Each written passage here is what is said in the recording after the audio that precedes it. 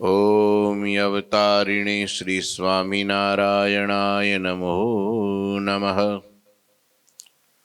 श्री घनश्यामाय नीलकंठाय सहजानंदाय च नमो नमः। हरि कृष्णाय परम ब्रह्मणे च नमो नमः। श्री सद्गुरु चरण कमलेभ्यो नमो नमः। बोलो श्री स्वामिनारायण भगवाननी जय।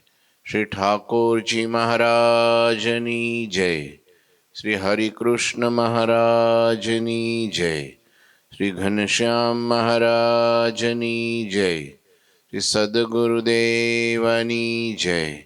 श्री 500 परमहंसनी जय।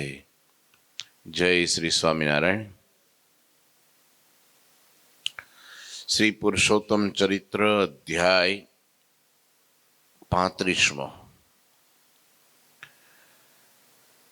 નીલકંઠવર્ણી ભગવાન વન વિચરણમાં તપ કરતા કરતા ભૂતપુરી, કન્યાકુમારી, શ્રીરંગ ક્ષેત્ર, સાક્ષી ગોપાલ, પંઢરપુર, નાસિક બધે વિચરણ કરતા કરતા ફરતા ફરતા અને બુરાનપુર થઈ કાશી તાપી નદીને ત્યાં સ્નાન કરી અને ત્યાં થઈને ભગવાન સુરતમાં આવ્યા. સુરતમાં તાપી પસાર કરી નર્મદા, મહીસાગર, ત્યાંથી મહીસાગર કરી સાબરમતી, ત્યાંથી ગુજરાતમાં ફરતા ફરતા લોઢવા ગામ લખુચારણને ત્યાં ગયા છે. લખુચારણને ત્યાં 1 મહિનો રોકાયા ભગવાન. અને ત્યાં બહુ કૃશ કાયા જોઈને લખુચારણને બહુ જ કરુણા ઉપજી. બહુ દહીં ને માખણ ને ઘી ને દૂધ ખવડાવ્યું બરાબરનું. ભેંસો બહુ હતી લખુચારણને ત્યાં, માલધારી. એટલે એકદમ આને આ વર્ણીને રૂષ્ટપુષ્ટ કરી નાખીએ. બહુ ભાવથી સેવા કરી. રામાનંદ સ્વામીના શિષ્ય હતા કે આ બાળક કોઈ સામાન્ય બાળક નથી, છે કોઈ અસાધારણ છે. પછી એમની સેવાથી ભગવાન પ્રસન્ન થયા કે હવે અમે આગળ વિચરણ કરવા જઈએ છીએ, હવે અહીં તો રોકાવાય એવું પોહાય એવું નથી, સેવા બહુ કરી છે, તો તમે અમારી પાસે કંઈક માગી લ્યો. લખુબાઈ કે આ મારું ભેંસનું ખાંડું છે ને આમનામ સલામત, સુખી, સ્વસ્થ, નિરોગી એવું રહે, વધતું જ જાય. ભગવાન કે એ બધું નાશવંત કહેવાય, એવું કાંઈ મગાઈ નહીં, એ તો જેટલું પ્રારબ્ધમાં આવે એટલું મળે, બીજું કંઈક માગો. લખુબાઈ કે આ મારો વીરો દીકરો છે ને એ હાજો, નરવો, તાજો, સ્વચ્છ, નિરોગી, બધી રીતે સુખી સંપન્ન રહે એવો આશીર્વાદ દ્યો. ઘેરે સંતો પધરામણી કરવા આવે ત્યારે તરત એમનું કાંઈ ન માગે, પણ આ દીકરો હારો ભગત થાય તો બરાબર છે એવું તો મગાય. પણ એમ કે બહુ સુખી થાય, બહુ રૂપિયાવાળો થાય, બહુ જમીનવાળો થાય, અંતે પાછું સમય આવે એટલે જમીન છૂટી જાય, રૂપિયા છૂટી જાય, દેહ છૂટી જાય. મહારાજ કે સત્સંગ કરવો તો કેવળ જીવના કલ્યાણ માટે કરવો, આ લોકની ચીજ વસ્તુ પદાર્થ માટે સત્સંગ ના કરવો. સત્સંગ તો જીવના કલ્યાણ માટે કરવો. ભગવાન પાસે કે મોટા પુરુષ પાસે માગવું તો એમનો રાજીપો માગવો. હાથીના પગલામાં બધું આવી જાય, એ બાકી રહે નહીં. એમ રાજીપો એકવાર આવી ગયો એટલે પછી બધું આવી ગયું.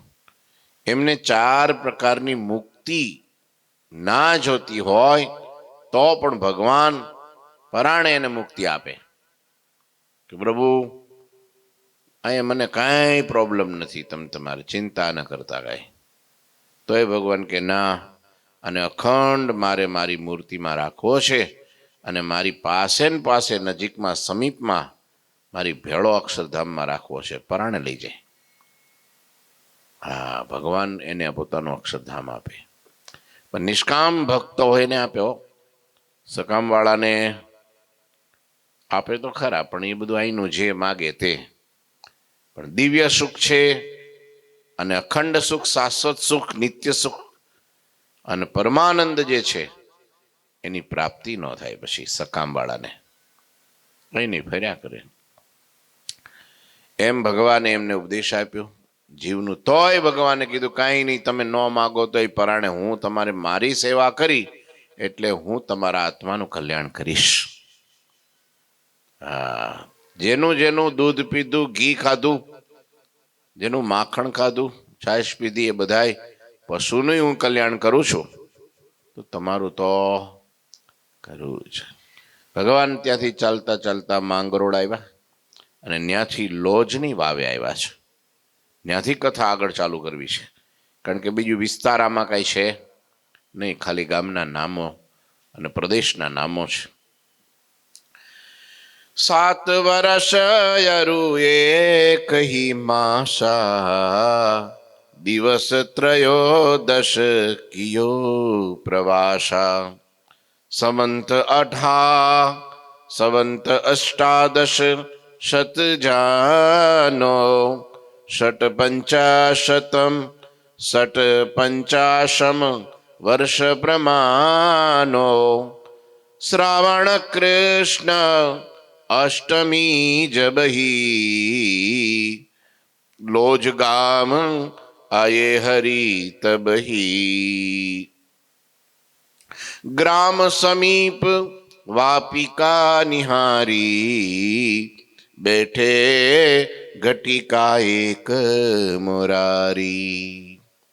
આમ કુલ 7 વર્ષ 1 માસ અને 13 દિવસ સુધી વર્ણીય તીર્થાટન કરતા થકા વનમાં પ્રવેશ કર્યો. અને જ્યારે સંમત 1856 શ્રાવણ વદ આઠમ, અહીંયા આઠમ લખી છે,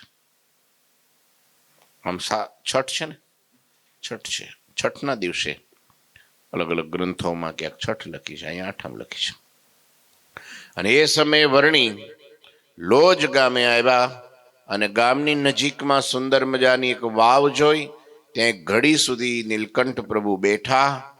સંપ્રદાયના અન્ય માન્ય શાસ્ત્રો મુજબ નીલકંઠ વર્ણી કુલ 7 વર્ષ 1 માસ ને 11 દિવસ સુધી વન વિચરણ કરી સંવત 1856 શ્રાવણ વદ છઠના દિવસે લોજ ગામ આવ્યા હતા. હા, એમાં 2 દિવસ મોડા. હા, એમાં આઠમ કીધી. સંપ્રદાયના માન્ય શાસ્ત્રોમાં છઠ છે, આઠમ છે, પણ છઠ સાચી. સ્વામી રામાનંદ કહાવે, ઉद्धव को अवतार सहावे, तिनके संत लोज में रही, देत सदाव्रत सबको यही. આ લોજ ગામમાં ઉદ્ધવાવતાર એવા રામાનંદ સ્વામી, તેમના શિષ્ય સંતો રહેતા હતા. તેઓ ત્યાં અવારનવાર આવનાર બધા યાત્રિકોને સદાવ્રત આપતા હતા. સદાવ્રત નિમિત્ત હતું. ઈ બાને આવે, ભગવાનને સાધુના દર્શન થાય, 2 સારી અમૃતવાણી એના કાનમાં જાય, એના જીવનનું પરિવર્તન થાય અને ભગવાનમાં જોડાય. પેટમાં અન્ન જાય અને પવિત્ર અન્ન સદાવ્રતનું જાય એટલે એના વિચારો પવિત્ર અને સારા થાય. જેના સારા વિચારો એની કર્મ પણ સારું થાય, જેના કારણે ઊર્ધ્વગામી બને, મોક્ષને માર્ગે ચાલે અને જીવ સૂતેલો જાગે. આ કારણ આ. બાકી મોટે ભાગે બહુ ઓછું થાય છે એવું. પણ આમ જોવા જઈએ ને, આજે આપણે 10-12 વર્ષથી સદાવ્રત ભગવાનની આજ્ઞા છે અને આપણા દાદા ગુરુની બહુ ઈચ્છા ને બહુ એમની વર્ષો સુધી ગરીબોને જમાડવાનો બહુ ભાવ, એટલે એમના નિમિત્તે એમના નામે વડોદરામાં સદાવ્રત ચાલુ કર્યું છે. જમાડે છે, આજે જમાડે છે. 11 વર્ષ થયા, 11મું વર્ષ ચાલે છે. પણ કોઈને માળાને એમ ન થાય કે હારું આ 10 વર્ષથી સદાવ્રત અહીંયા રોજ ખાઈએ છીએ, તો હાલો મંદિરે જઈને અડધો કલાક માળા કરીએ. સાધુ રવિવારે સભા કરે છે તો સભામાં જઈએ, કે ત્યાં છે તે થોડીક કંઈક તિલક ચાંદલો કરીએ, થોડુંક છે તે પૂજા પાઠ કરીએ, તે છે તે કંઈક બીડી તમાકુ સિગારેટ આ બધું જે કંઈ છોડીએ, સવારે હરખા નાઈ લઈએ. એનું શું કારણ છે રાઘવ દાદા?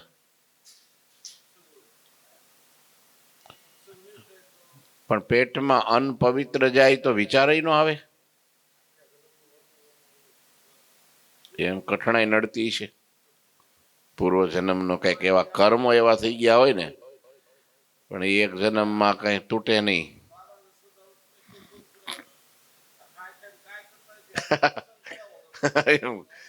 હા બસ આવું થાય. પણ પેલી ભગવાનને સંતની કરુણા કરીને એટલે જીવના કર્મ હામું જોવે નહીં. જો જીવના કર્મ હામું ભગવાન કે મોટા પુરુષ જોવે તો આ જીવનું કરોડો જન્મે કલ્યાણ ન થાય, કલ્યાણ ન થાય. પણ હવે એમની કરુણામાં એમને હાલ્યું જાય છે. અને આ કાંઈ કે છે ને, પેલું એક કીર્તન છે ને, હે કરુણાના કરનારા તારી કરુણાનો કોઈ. અહીંયા હમણાં સદાવ્રત ખોલો તમે જો જમાવટ બોલ્યો માથે પડે. હામે નહીં માણા બોલો. સારું કેમ ખબર નહીં. આપણા આમ પાછા ગુજરાતી વર્ગ ને ગુજરાતના લોકો ધાર્મિક ખરા.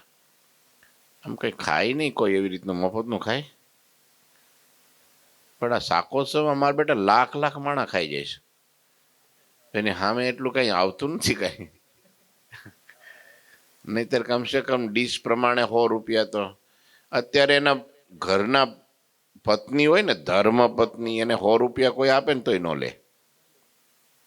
લે દાદા લે. હા હું આપ્યું કે પડપડ્યું છોકરું હે? હા કાઉન્ટર હામું અમુક ન જોવે બોલો. એટલે ભાઈ અહીંયા કાઉન્ટર મૂક્યા છે, હા મંદિર છે, ભગવાનનું સ્થાન છે, ધર્મ સ્થાન છે, પણ નો એને ખબર નહીં હશે. પણ પછી તો આવું ધર્માદાનું અન્ન પેટમાં જાય ને સામે એટલી સેવાય ન થાય તો પાપ લાગે. હા એ હમનું કઠોર કર્મ જામતું જાય, વજ્રલેપ થતું જાય. હવે એને મતીમાં આવે જ નહીં એવું કાંઈ. પણ તોય ભગવાનને સંતો દયાળુ છે એટલે તરત જ એને કાંઈક ને કાંઈક.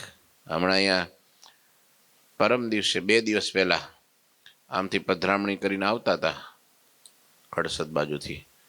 અહીં નાકે એક દાદા મોટી ઉંમરના 70-75 વર્ષની ઉંમર, હાથમાં પેલું કંઈક સિસોટી જેવું લાંબુ વસ્તુ લઈને ગાડીએ ફરતા હતા. કોઈક લે એમ. ગુરુજીને અચાનક નજર પડી. તે કાચ ઉતારી કે કાચ મિલનને કે પેલા દાદાને બોલાય અહીંયા કે બોલાવ્યા. તે લઈને કંઈક આપ કે 50 રૂપિયા આપ કે. તો પેલા આમ ખિસ્સા તપાસ્યા, કંઈ હતું નહીં. કે હવે તો બધું ફોનમાં થઈ ગયું, પેલું ગૂગલ પે. એટલે ગુરુજી કંઈ છે નહીં ગૂગલ પે સિવાય. તો કે આગળ બીજી ગાડી આપણી હતી, હોરન મારો કે હોરન મારો. હોરન માર્યો એટલે પેલી ગાડી આપણી જ ગાડી હતી. એટલે પાછો વળીને જોયું તો કે દાદાના ઇશારો કર્યો કે આને આપો કે. પછી ફોન કરી દીધો ગાડીમાંથી ત્યાં કે 50 નહીં 100 આપો કે 100 આપો કે. આ બિચારા દાદા ક્યાં બિચારા કંઈ જોવા ક્યાં. પછી ગુરુજીએ 2-5 મિનિટ સુધી બધા સંતોને હરિભક્તોને કીધું કોઈક જુવાન હોય ને તો નહીં આપવાનું બહુ જાજુ, કારણ કે એ હારો તમાકુ ખાઈ જાય, બીડી પી જાય, વ્યસન કરી જાય.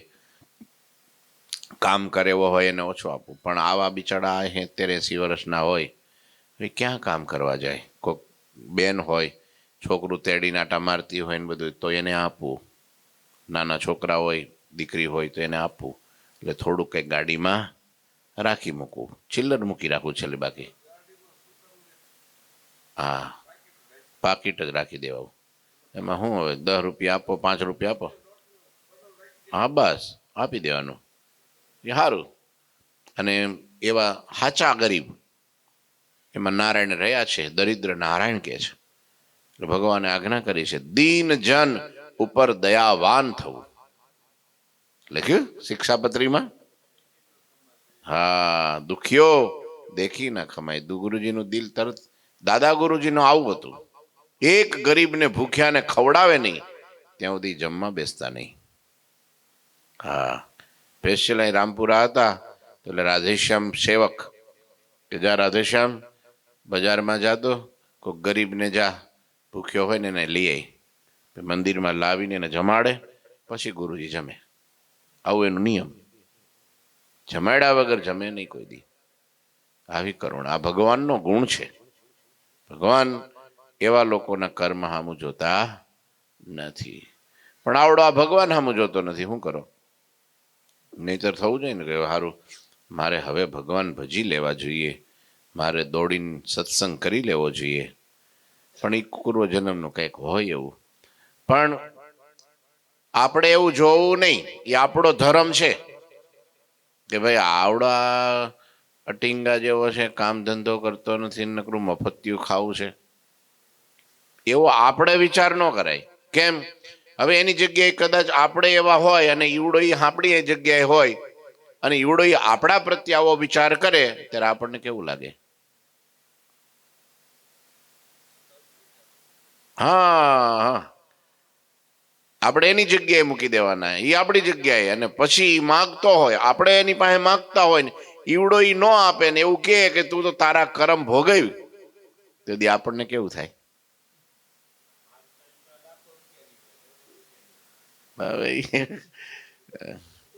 હા, એના પછી ધર્માદામ જમા કરી લેવા. વીઆઈપી વીઆઈપી ભિખારી હોય. હા, એ ખોટા, એમાં નો. આ તો આમની પાસે તો ક્યાં લાખ ગોતવા જાવ બિચારા. હે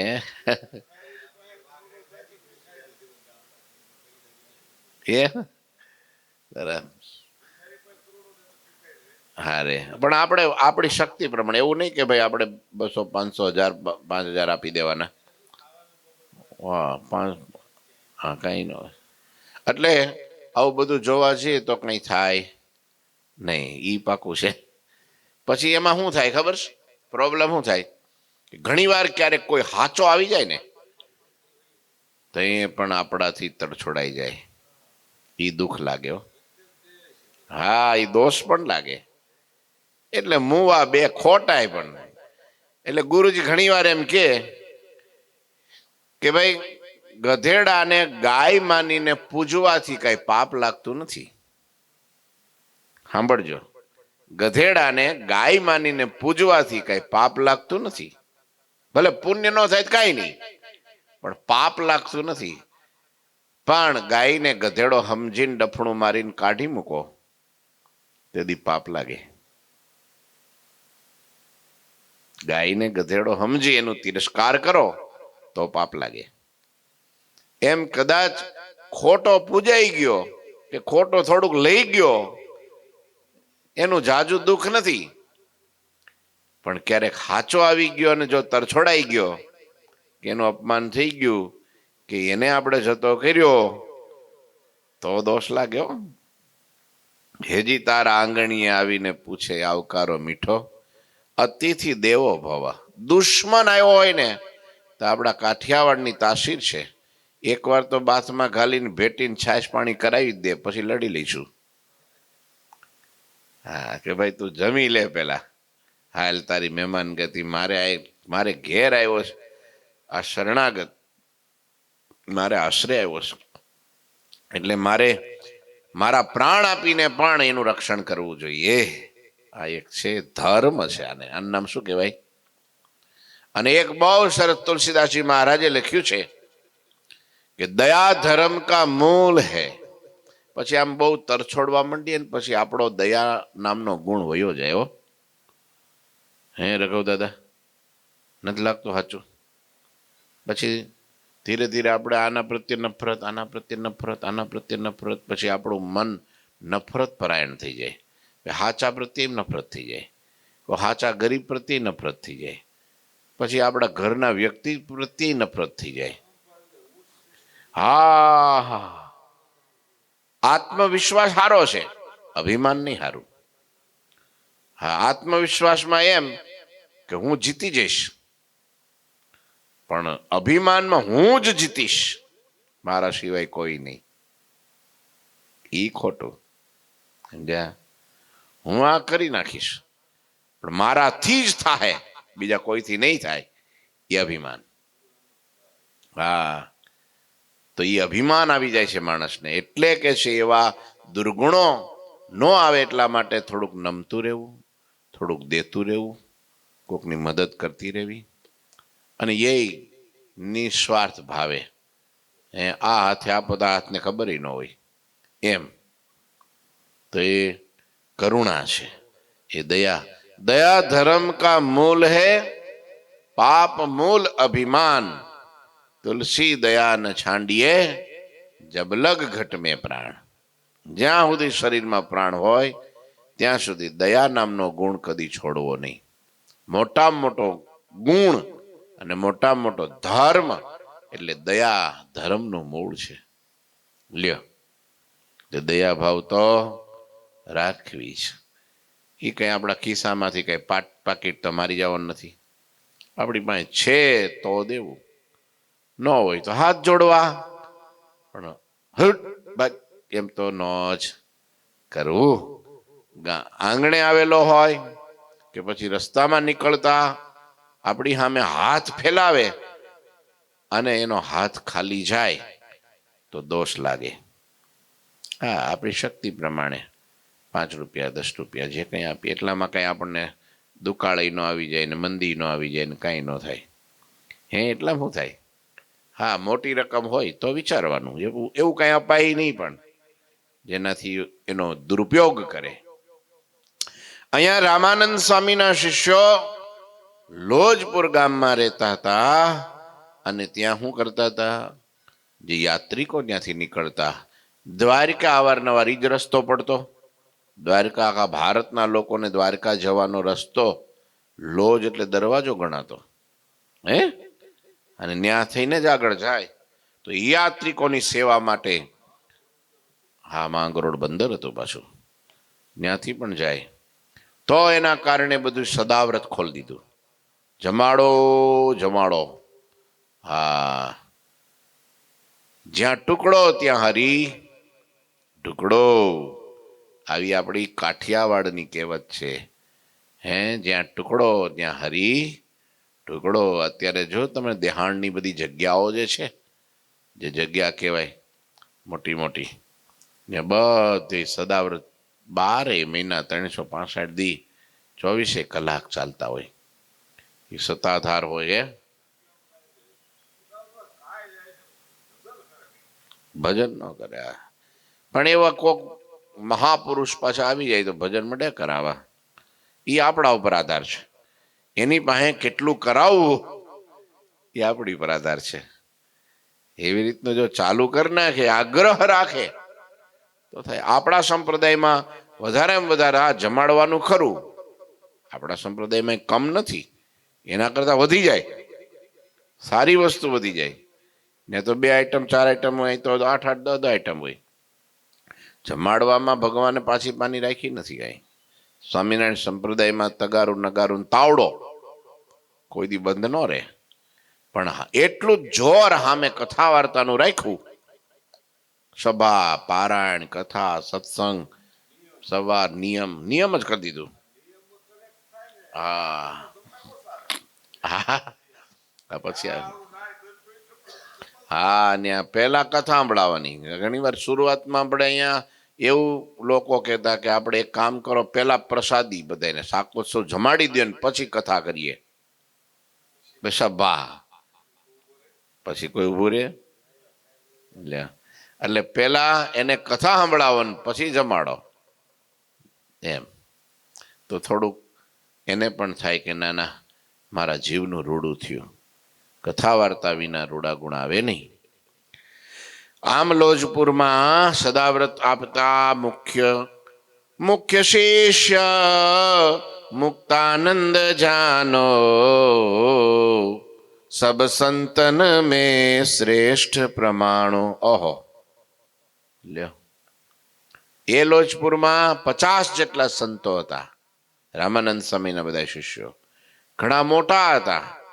રામદાસ સ્વામી જેવા, આત્માનંદ સ્વામી જેવા, કેવા મોટા, અને દીક્ષામાં મોટા. પણ તોય અહીંયા લખી નાખ્યું કવિએ, મુખ્ય શિષ્ય મુક્તાનંદ જાનો, સબ સંતન મેં શ્રેષ્ઠ પ્રમાણો. રામાનંદ સ્વામીના એ શિષ્યો બધા સમાધિનિષ્ઠ હતા, સાધુતા મૂર્તિ હતા, બધી રીતે સદગુણી હતા, અનન્ય નિષ્ઠાવાન હતા. ઉંમરમાં દીક્ષામાં પણ મોટેરા બીજા હતા. પણ તોય દરેક શાસ્ત્રમાં આ વાત અચૂક લખાણી કે એ 50 શિષ્યોમાં પ્રમુખ સ્થાને કોઈ હોય તો મુક્તાનંદ સ્વામી હતા. મુખ્ય શિષ્ય મુક્તાનંદ જાણો, મુખ્ય શિષ્ય લ્યો. અને જેટલા પણ, જો આમાં એવું હોય પ્રમુખ કર્યા હોય, સાંભળજો, પણ ઘણી વાર કોઈની મેનેજમેન્ટ શક્તિ પાવરફુલ હોય, ભલે એટલું ભજન બીજું ત્રીજું કઈ ઓછું હોય, તો પણ એને પ્રમુખ બનાવી દે. વહીવટ કુશળ હોય ને, વહીવટ કુશળ હોય એટલે એને મુખ્ય પ્રમુખ તરીકે, મહંત તરીકે બનાવી દે. શાસ્ત્રજ્ઞ હોય, શાસ્ત્રવેત્તા હોય, હા, તો પણ એમને મુખ્ય બનાવી દે. પણ અહીંયા બે રીતે લખી નાખ્યું કે મુખ્ય તો એ છે, વ્યવહાર કુશળ છે, હા, બધાનું હૈયું હા પાડે કે ના ના કાબેલ છે, નિપુણ છે, હોશિયાર છે, એટલું નહીં, સબ સંતન મેં શ્રેષ્ઠ પ્રમાણો. જેટલા પણ સંતો હતા નાના મોટા બધાય, એ બધાયમાં સદગુણમાં પણ શ્રેષ્ઠ હતા, સાધુતામાં પણ શ્રેષ્ઠ હતા, દાસત્વપણામાં પણ શ્રેષ્ઠ હતા, રામાનંદ સ્વામી નિષ્ઠામાં પણ શ્રેષ્ઠ હતા. બધી રીતે શ્રેષ્ઠ હોવાને કારણે રામાનંદ સ્વામીએ એ લોજપુરના આશ્રમના મહંત પદે મુખ્ય મુક્તાનંદ સ્વામીને બનાવ્યા હતા. લ્યો, ઈ મુક્તાનંદ સ્વામી, એનો મોટો મહોત્સવ સંપ્રદાયમાં પહેલી વાર થાય છે લોયા ધામને આંગણે. જાગો દાદા, પહેલી વાર. 3500 સંતો હતા, પણ એમાં મેરની જગ્યાએ કોઈ હોય તો મુક્તાનંદ સ્વામી હતા. વ્યાસ એક કવિએ લખ્યું છે, સમજ્યા, કવિ ભારવી કવિ કે કોઈ કવિએ લખ્યું છે કે જેટલા પણ અત્યાર પછીના વિદ્વાનોએ શાસ્ત્રો લખ્યા એ બધાએ વ્યાસનું ઉચ્છિષ્ટ લખ્યું છે. સમજ્યા તમે? જેટલા પણ શ્રુતિ સ્મૃતિઓ છે, પુરાણો છે, ધર્મ ગ્રંથો છે, ઇતિહાસો છે, એ બધું વ્યાસનું ઉચ્છિષ્ટ છે. વ્યાસની બહાર કાંઈ નથી. એમ યાદ રાખો, જેટલા પણ સંતો મહારાજ વખતે હતા અને અત્યારે, એ બધા જેટલું પણ જ્ઞાન પીરસે છે અને જેટલા પણ ગ્રંથો લખ્યા છે અને લખે છે, એ બધાય સદગુરુ મુક્તાનંદ સ્વામીના મુખમાંથી નીકળેલા છે. કેમ? હરિચરિત્રામુ સાગર ગ્રંથ, વચનામૃત, સંતોની વાતો, ચરિત્રો, ધર્મ ગ્રંથો, ઉપદેશ, એની બહાર કાંઈ છે જ નહીં. ઉપાસના કયો, આજ્ઞા કયો, ધર્મ જ્ઞાન વૈરાગ્ય કયો, જે કંઈ સબ્જેક્ટની વાતો કયો, જે કંઈ આધ્યાત્મિકતા કયો, સાગરની બહાર કાંઈ છે નહીં. અને ઈ સાગર સ્વામીનો સંબોધેલો. વિચારો, એવા મુક્તાનંદ સ્વામી, મહાજ્ઞાની, મહાવૈરાગી, મહાયોગી, યોગી તો ખરા પણ મહાયોગી. એમ લખ્યું અહીંયા સત્સંગી જીવનમાં કે મુક્તાનંદ સ્વામી નામના યોગી લોજમાં વસતા હતા. લ્યો, મહાયોગી, મહાતપસ્વી.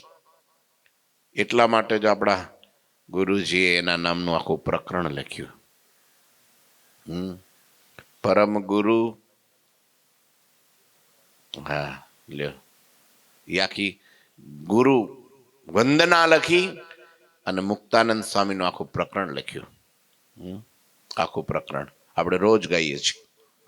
બધું સર્વોપરી, એનું બધું જ સર્વોપરી. પણ કારણ કંઈ પણ જે હશે ઠાકોરજી જાણે, આપણે તો શું જાણીએ. પણ એ મહાપાત્રને સ્વામિનારાયણ સંપ્રદાયે દબાવી દીધું. જેને ઉચકવાનું હતું એને હાવ દબાઈ દે. હા ઠીક છે, પોતાની ગુરુ પરંપરા હોય, દરેકને એનું ગૌરવ હોય, પણ એનો અર્થ એ નથી કે એ પાત્રને પાછળ ધકેલી દે, કા ન રાખે. પણ રાખે તો કેમ રાખે ખબર? પાછળ રાખે. આ કેટલું મોટું પાપ ગણાય. નહીતર કાઢી નાખે હાવ. રાખવા છે બધાને, પણ ક્યાં? અમારા ગુરુની પાછળ. હવે એવું અપમાન કરાય? જ્યાં જેનું સ્થાન હોય ત્યાં ઈ શોભે, ન્યા શોભે ને. મહારાજ વખતે નંદ સંતોએ પણ મુક્તાનંદ સ્વામીને મહારાજની મૂર્તિઓનું ચિત્રામણ કરાવેલું છે. આજે પણ વડતાલમાં સભા હરિમંડપમાં છે. લ્યો, કેટલું ઊંચું સ્થાન આપ્યું છે. અક્ષરધામમાં જેટલા અનાદિ મુક્તો છે એમાં પણ મુખ્ય મુક્તાનંદ સ્વામી છે. આવું જગદીશાનંદ બ્રહ્મચારી લખ્યું. અને મહારાજે એમ કીધું કે જેમ જેટલા પણ જળાશયો છે એમાં સાગર સૌથી શ્રેષ્ઠ, 5 ભૂતો છે એમાં આકાશ સૌથી શ્રેષ્ઠ, એમ જેટલા પણ મુક્તો છે એમાં મુક્તાનંદ સ્વામી શ્રેષ્ઠ.